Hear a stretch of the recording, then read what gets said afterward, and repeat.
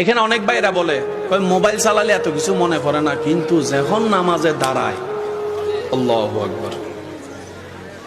যাদের হয় তারা বলেন, এরকম যাদের হয় তাদেরকে আমার পক্ষ থেকে ধন্যবাদ, আপনি সঠিক রাস্তায় আছেন।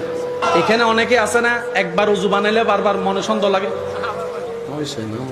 এটা তিনবার ধুইছি নাকি ধুই নাই, ভুল হয়েছে মনে হয়, কুলি কি করছি না করি নাই, অজু কি হয়েছে না হয় নাই, কাপড়ে কি ময়লা লাগছে না লাগে নাই।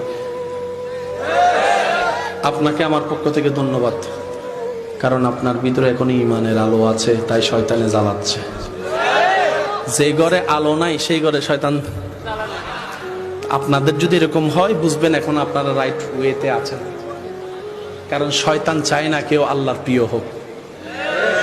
আমি কি বুঝাইতে পারছি কথা?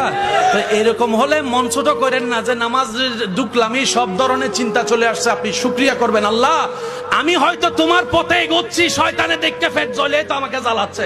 কথা বলেন ঠিক কিনা?